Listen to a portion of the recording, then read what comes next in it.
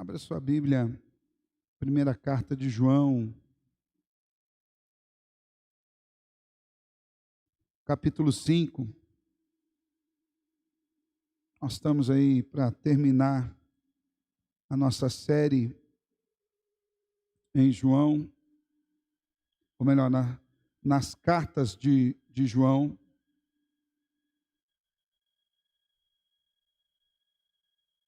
E esse é o penúltimo sermão na primeira carta de João. Quero falar um pouquinho, os irmãos, como nós podemos desenvolver uma fé que vence o mundo. E esse é o tema do nosso sermão de hoje, desenvolvendo a fé que vence o mundo. 1 de João, capítulo 5, dos versos 1 ao 12, vou ler na NVI, você pode acompanhar na sua Bíblia, diz assim: todo aquele que crê que Jesus é o Cristo é nascido de Deus, e todo aquele que ama o Pai, ama também o que dele foi gerado. Assim sabemos que amamos os filhos de Deus, amando a Deus e obedecendo aos seus mandamentos. Porque nisto consiste o amor a Deus, em obedecer aos seus mandamentos. E os seus mandamentos não são penosos. O que é nascido de Deus vence o mundo, e esta é a vitória que vence o mundo, a nossa fé. Quem é que vence o mundo? Somente aquele que crê que Jesus é o Filho de Deus. Este é aquele que veio por meio da água e sangue, Jesus Cristo, não somente por água, mas por água e sangue. E o Espírito é quem dá testemunho, porque o Espírito é a verdade.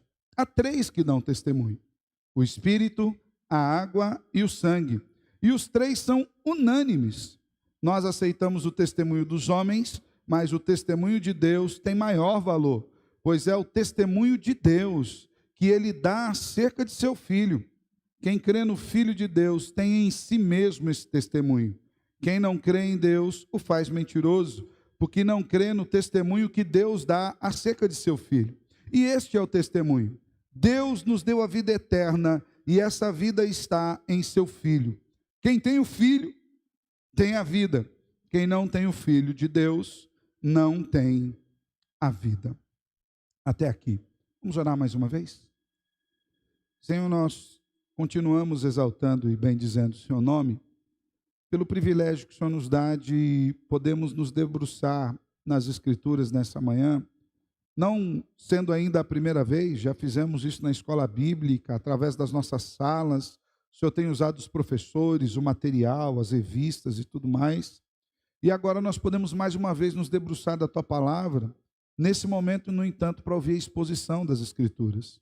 E o que nós queremos lhe pedir, Senhor, é: fala conosco, fala ao nosso coração, dá-nos a orientação necessária para que sejamos transformados para a glória do Teu nome em Cristo Jesus. Amém.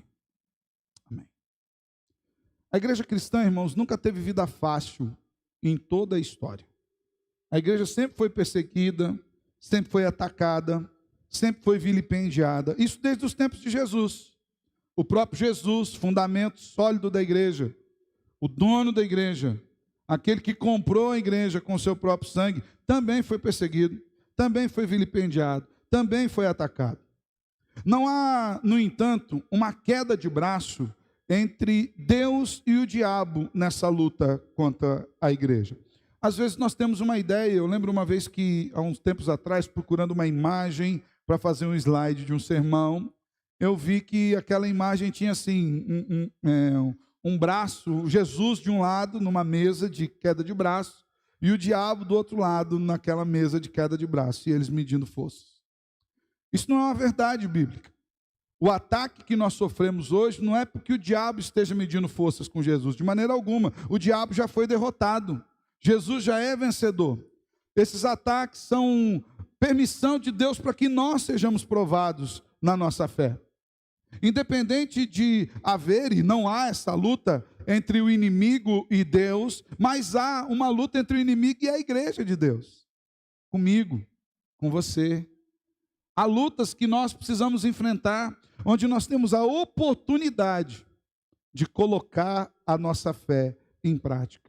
E uma das formas que o diabo tem atentado contra a igreja de Cristo, Uma das maneiras que ele tem tentado destruir a nossa fé é fazendo com que a gente venha a crer em mentiras, com que a gente venha a crer em heresias, com que a fé seja mundanizada.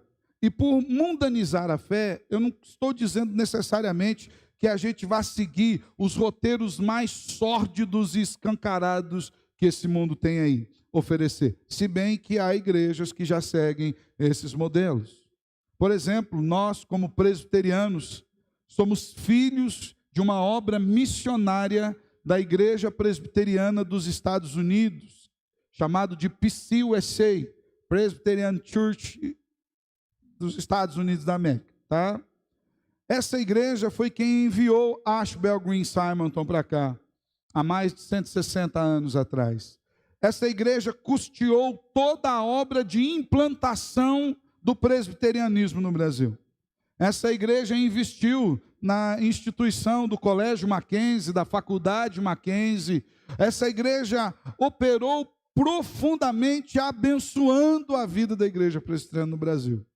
Porém, há cerca de 20 anos atrás, nós tivemos que romper laços com essa igreja. Porque essa igreja, a nossa mãe, hoje ordena pastores homossexuais, ordena pastoras homossexuais. E essa igreja tem definhado. Então, há igrejas que têm seguido, de fato, o curso desse mundo. Mas quando nós falamos em mundanização, esse é o estágio final da mundanização. A mundanização, ela nunca entra na igreja de maneira assim, tão quebrando paradigmas. A fé mundana é uma fé que está começando centrada no ser humano. Então, a mundanização começa na busca do interesse próprio, da vontade própria. A fé mundanizada é uma fé colocada nas experiências, nos desejos humanos, que colocam inclusive as experiências pessoais acima das Escrituras. A fé começa a ser mundanizada no nosso coração quando nós falamos, pastor, a Bíblia não diz isso, mas eu sinto. E logo o arbítrio da verdade passa a ser o meu sentimento, a minha paz, o meu desejo, a minha alegria. Quando nós começamos a agir dessa forma, nós estamos a um passo muito grande para que a nossa fé seja secularizada, seja mundanizada. Martinho Lutero já asseverava que todo cristão tem 3 grandes inimigos: o mundo, a carne e o diabo. E aqui, João está dizendo que a fé genuína vence esse mundo. Nós já falamos sobre a vitória contra o diabo, a vitória contra a carne. E aqui nesse texto em específico, João está escrevendo à igreja dizendo, irmãos, a fé verdadeira no Evangelho vence o mundo. E o que é o mundo? O mundo aqui é um sistema de valores caídos que distorcem a percepção que o ser humano tem de Deus, dele mesmo e da vida como um todo. O mundo representa um estilo de vida que muitas vezes está adentrando as portas da igreja. Ele não chega colocando o pé e estourando a porta. Ele vai se infiltrando devagarinho, através de sentimentos, através de concessões, através de percepções distorcidas de quem Deus é. Quer uma fé mundanizada? É uma fé que tenta manipular a Deus. Imagina que Deus é uma espécie de marionetes na nossa mão e que por nós realizarmos alguns ritos religiosos, Deus vai se agradar de nós e vai fazer aquilo que a gente quer. Esse mundanismo não é visto somente em casos mais extremos, como nós falamos aqui, de heresias, de pecados mais escancarados, mas principalmente nas pequenas coisas, como o desejo de se autossatisfazer, o desejo de ir na igreja para se sentir bem. Há pouco nós falamos na escola bíblica, na sala dos bereanos, de um exemplo de um jovem chamado Mica, lá no livro de Juízes, capítulo 17, que ele imaginou que ele pudesse comprar o favor de Deus através de montar todo um sistema religioso. Isso é o mundanismo. O mundanismo vem através da distorção da verdade, em nome do amor, em nome da paz. Tem gente que ama mais a paz do que Deus. quer fazer paz a todo custo, inclusive às vezes ao custo da palavra. O mundanismo vem na busca do prazer, em nome da felicidade, em detrimento da palavra de Deus. Quantas pessoas têm distorcido a palavra e ainda acusam os cristãos, falam: pastor, sabe por que eu não vou na igreja? Porque os cristãos não amam. Mas por que eles não amam? Porque o meu estilo de vida é distorcido, e eles apontam que o meu estilo de vida é distorcido. Isso não é amor. Ora, se isso não é amor, o que é amor? Bater nas tuas costas e falar assim: vai para o inferno feliz? Isso não pode ser amor. João está escrevendo para uma igreja que está enfrentando uma grande luta. Sabe contra o quê? O mundanismo que estava adentrando as portas. Um dos problemas que João estava expondo aqui é que a igreja estava sofrendo pressões internas. A igreja a quem João se direcionava era uma igreja que estava começando a ceder aos desejos do mundo. João está caminhando para suas considerações finais aqui da sua primeira carta. E antes de fazer essas considerações finais, ele aponta que os irmãos precisam ter uma fé consolidada nas Escrituras. Nós já falamos sobre o problema das heresias, das falsas doutrinas. Já falamos sobre a falta do amor, que inclusive era vista até mesmo entre os irmãos. Mas nesse sentido, João aponta que todo esse problema que estava acontecendo na igreja é porque, por alguma questão que fosse, esses irmãos estavam começando a permitir que os conceitos do mundo tomassem conta do seu coração. Ao que João diz: o que é nascido de Deus vence o mundo. Irmãos, vocês são nascidos de Deus. E vocês vão vencer essas tentações, essas inclinações, esses desejos do mundo. E esta é a vitória que vence o mundo: a nossa fé. Mas o que João afirma ser fé é muito diferente do que nós temos visto praticado hoje. A fé não é uma espécie de pensamento positivo acerca de algo. Tem gente que acredita que é isso. Você tem fé? Eu tenho. Eu acredito que dá certo. Eu estou ali mexendo com a minha mente, eu tenho pensamentos positivos a esse respeito, eu tenho expectativas. Isso não é fé. A fé também não é tão pouco a capacidade humana de manipular o sagrado, como nós falamos aqui. Tem gente que tenta manipular Deus com jejum. Jejum é para nós nos aproximarmos de Deus, para nós conhecermos a vontade de Deus, para nós nos submetermos à vontade de Deus, não para dobrar a mão de Deus. Eu não sei de onde vem esse pensamento que é assim: Deus, faz esse negócio para mim. Deus fala: não vou fazer não. Aí você fala: então eu vou parar de comer. Deus fala: vou fazer então. Vai que você morre de fome aí, né? Pois vão me culpar ainda. Vai ficar ruim para mim. Eu não sei de onde a gente tira essa ideia. Deus, faz esse negócio para mim. Não vou fazer não. Isso aqui não está de acordo com a minha palavra. Mas eu vou dar uma oferta boa. Uma oferta boa, o negócio é diferente, né? Eu não sei de onde os crentes tiram a ideia de que Deus tenha montado algum tipo de balcão de negócios e esteja disposto a negociar a sua soberania, os seus pensamentos que são mais elevados que os nossos, os seus planos e projetos que são perfeitos. Fé não é essa a ideia de poder manipular o sagrado. Fé, não somente aqui para João, mas em todas as Escrituras, é a certeza que nós temos fundamentada na revelação de Deus acerca de si mesmo, de quem é o ser humano e de qual deve ser a nossa relação com esse mundo. É por isso que nós precisamos desenvolver essa fé bíblica, essa fé que vence o mundo. E para que nós desenvolvamos essa fé, nós precisamos saber quais são seus fundamentos. E João deixa bem claro aqui. Uma fé que vence o mundo, em primeiro lugar, é uma fé que está centrada na pessoa de Cristo. Uma fé que vence o mundo não está centrada em si mesmo. Uma fé que vence o mundo não está centrada na placa da igreja. Uma fé que vence o mundo não está centrada no tom de voz com o qual você faz a oração, porque às vezes a gente imagina que se a gente mudar o tom de voz, Deus vai ouvir. A pessoa fala de um jeito, na hora de orar ele fala: Deus, tremendo, como se Deus fosse ficar lá no céu com medo, meio impressionadão. Fala: bom, uma pressão dessa, né? A fé verdadeira, ela está centrada na pessoa e na obra de Cristo. Olha o que João diz, versículo 1: Todo aquele que crê que Jesus é o Cristo, é nascido de Deus. A fé que vence o mundo tem Jesus como centro. E diz mais, aquele que ama a Deus, ama aquele que é gerado de Deus, Jesus. E no versículo 5 ele pergunta, quem é que vence o mundo? Somente aquele que crê que Jesus é o Filho de Deus. Muitas pessoas não sabem o que é de fato um cristão, e nem como se tornar um cristão.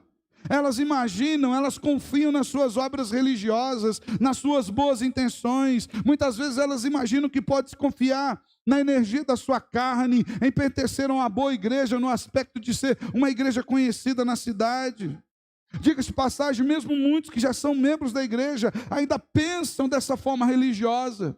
Mas João diz que a fé genuína que vence o mundo não está fundamentada no nosso religiosismo e nem nos nossos esforços.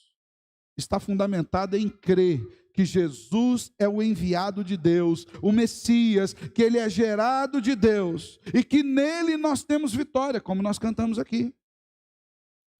A fé que vence o mundo é a fé que crê que Jesus é o Cristo, o Filho do Deus vivo. E sobre essa rocha a igreja foi fundada.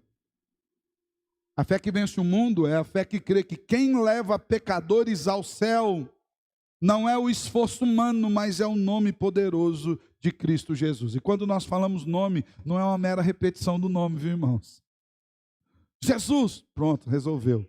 Quase como que abracadabra, né? Não é isso.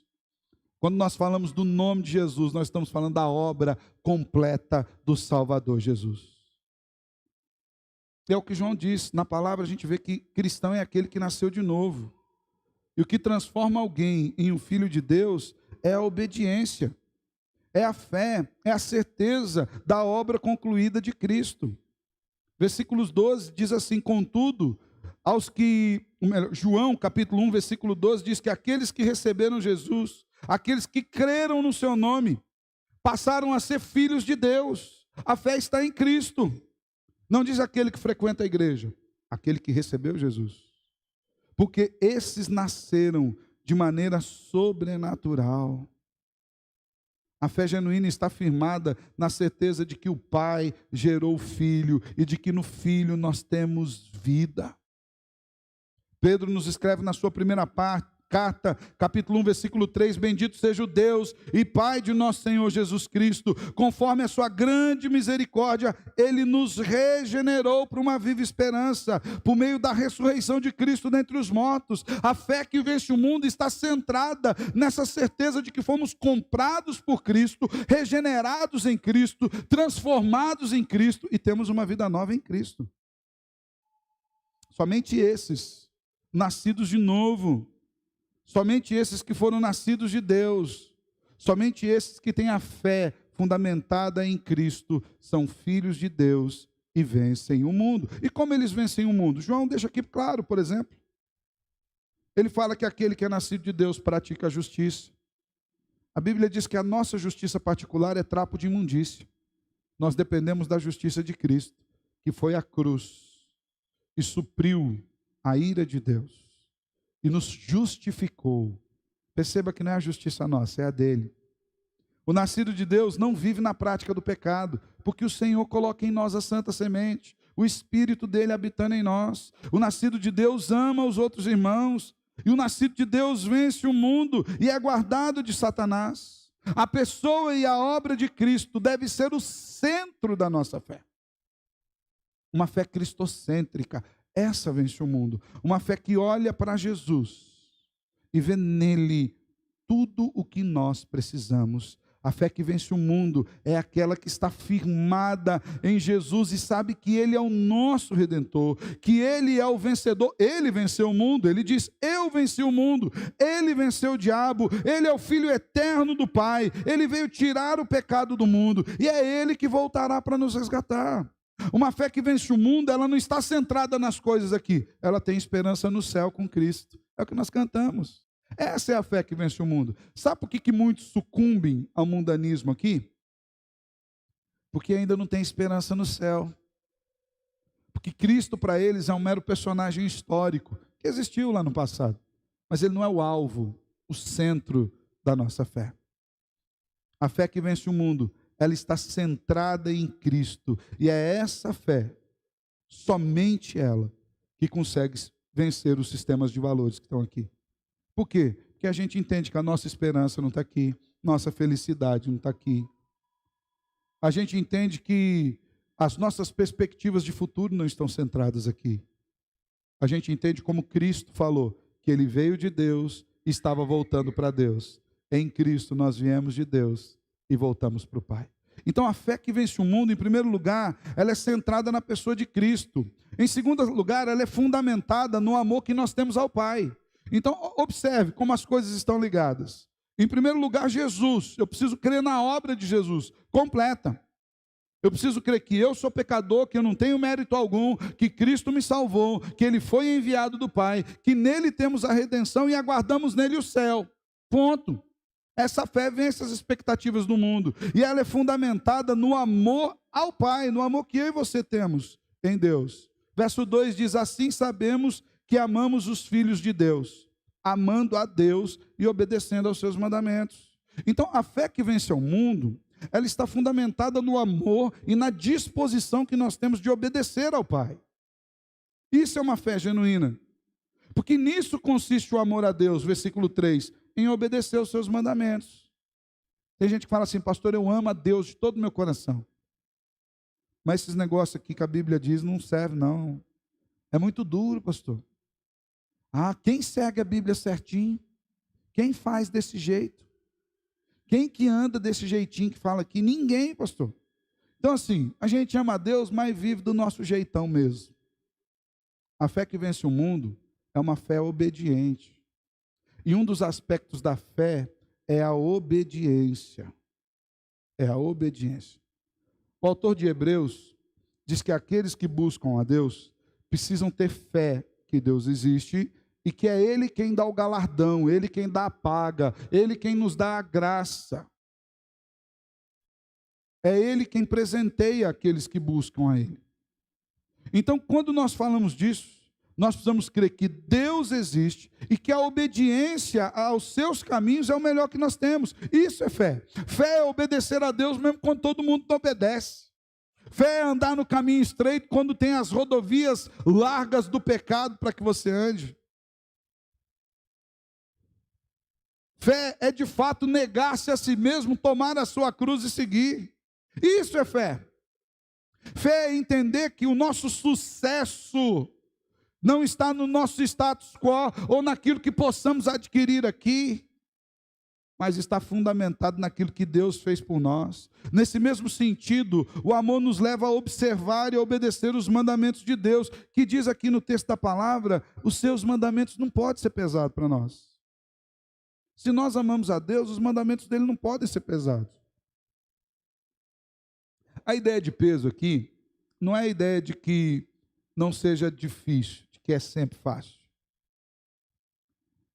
A ideia de não ser pesado é a ideia de nós não concordarmos com esses mandamentos e, por algum motivo que seja, pela nossa própria sabedoria, nós optarmos por não seguirmos esses mandamentos. Os mandamentos de Deus não são assim para com seus filhos. Por quê? Porque nós amamos a Deus e reconhecemos que Ele tem o melhor para nós. Em todas as nações, presta atenção nisso, todo lugar, toda nação, seja ela qual for, há leis que determinam como os pais devem cuidar dos seus filhos. Aqui no Brasil também. Por exemplo, diz que os pais devem trabalhar, se sacrificar para cuidar dos seus filhos. Mas isso é um fardo para quem é pai? É um fardo você dividir o seu salário do final do mês com seu filho? Ou é um prazer? A lei diz que você precisa dar comida para esses meninos. Mas é um fardo dar comida para esses meninos? Às vezes você deixa de comer alguma coisinha que você quer, e a molecada agora gosta do tal dos hambúrguer gourmet, e é caro para burro esses hambúrguer. Essa semana pediram um hambúrguer gourmet lá em casa. Irmãos, pensa num hambúrguer gigante. Era saboroso mesmo. Mas não dava para você matar uma fome com aquele hambúrguer. E o preço do hambúrguer, irmão? Pensa no hambúrguer de um boi caro. Você tem que dar as coisas para o seu filho. É pesado para você fazer isso? Pelas leis, dizem que nós temos que cuidar dos nossos filhos, dar um teto, dar roupa, dar escola, investir neles. E muitas vezes isso vai uma grande parte do nosso dinheiro. Muitos pais, sabem do que eu vou dizer aqui? Quantas vezes você deixou de comprar um sapato novo para dar para o seu filho? Deixou de comer uma coisa que você queria porque ele queria comer uma coisa? Deixou de fazer alguma coisa particular para investir para ele num acampamento da igreja? Inclusive já vai preparando aí, irmãos. Vai investir na vida do seu filho no acampamento da igreja. Se Deus permitir, carnaval, vamos fazer um acampamento legal para a nossa moçada. Mas isso é peso para nós? É lei. Se você não cumprir, o conselho tutelar bate lá na sua porta. Ô, seu menino está indo para a escola. Ô, seu menino foi para a escola, mas está passando fome. Ô, seu menino está sem roupa. Ô, você está negligenciando o médico. Não está comprando as coisas para ele. É uma lei que você tem que cuidar deles. Mas por que a lei não é pesada para nós? Simplesmente por uma coisa. Porque nós os amamos. Há uma disposição em cumprir essa lei, de maneira que para nós ela nem é lei. De maneira que para nós é uma disposição do coração. Deve ser assim com Deus. Assim é o cristão para com o seu Senhor. Aquele que acha que a palavra de Deus é um fardo, ainda não conhece o amor e ainda não ama o Pai da maneira correta. Aquele que fala assim, não, eu vou na igreja porque mandou, né? Ai, meu Deus, onde o senhor estava com a cabeça quando falou que domingo é o dia do Senhor? Onde o senhor estava com a cabeça? O senhor podia colocar uma vez por mês. Eu temo que alguns iam pensar que se desse para o povo escolher, eles iam fazer quase igual o ano do jubileu, de 50 em 50 anos.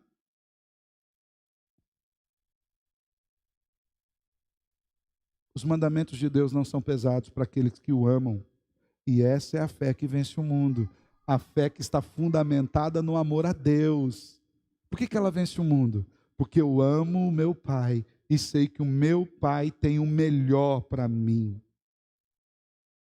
Eu creio que a palavra do meu Pai, a direção do meu Pai é a melhor direção. Uma fé que vence o mundo é uma fé que obedece a Deus por amá-lo de verdade. Por ter interesse sincero em ouvir a sua voz, em seguir as suas instruções e determinações. Essa fé que busca conhecer a palavra de Deus e aplicá-la em todos os aspectos da vida. Ela vence o mundo, porque ela entende, meu Pai tem o melhor para mim. Ele tem um caminho para mim.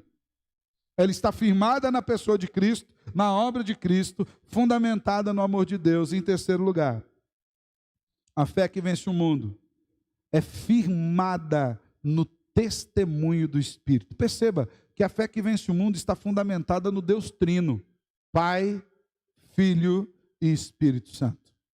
Versículo 6 diz, este é aquele que veio por meio da água e sangue, Jesus Cristo, não somente por água, mas por água e sangue.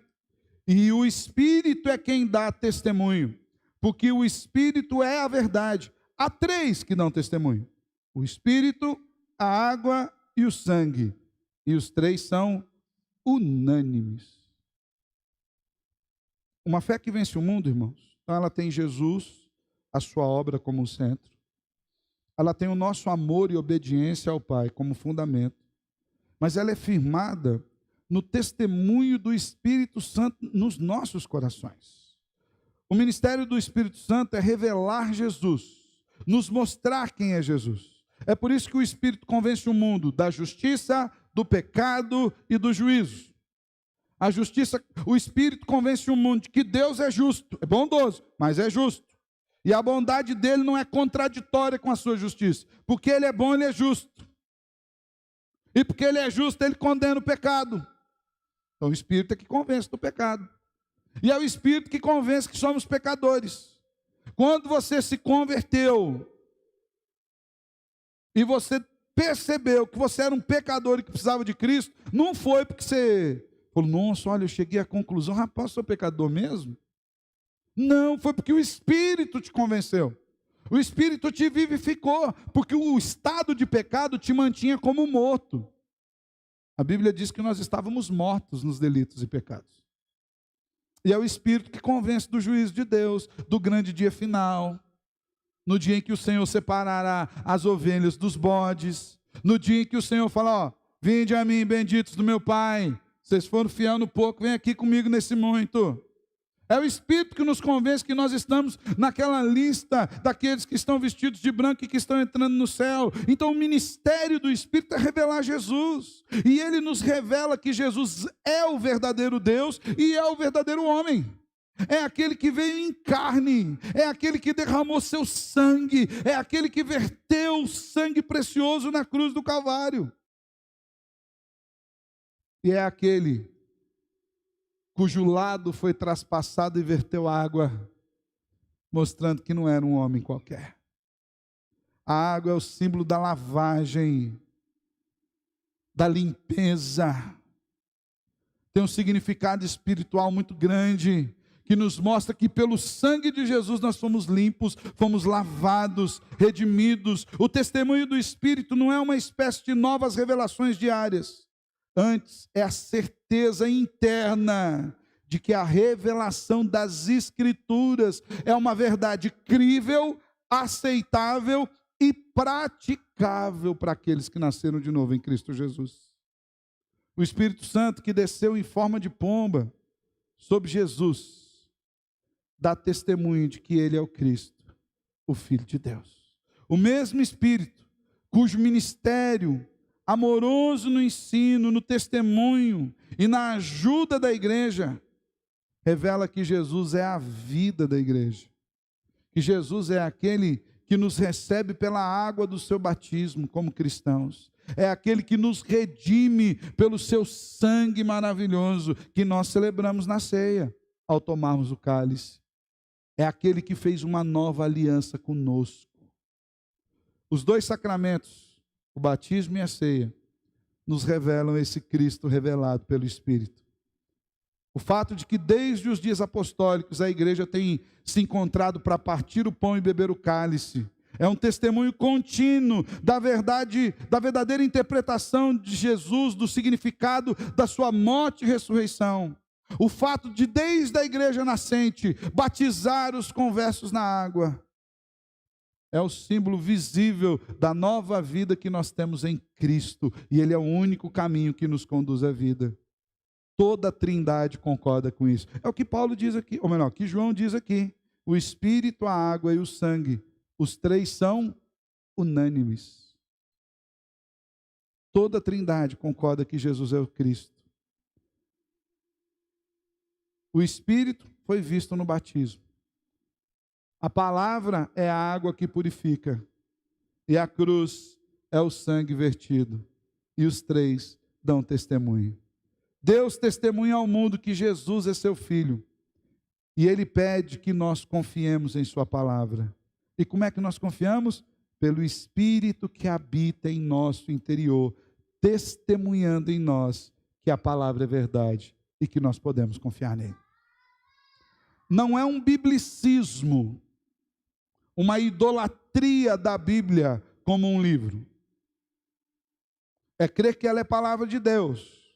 O biblicismo é quando você adora o livro, o papel, sabe? Não que você não vá cuidar, né? Lá em casa, irmãos, eu tenho uma fama que não é verdadeira, uma fama de ser chato com a minha Bíblia. Eu não sou.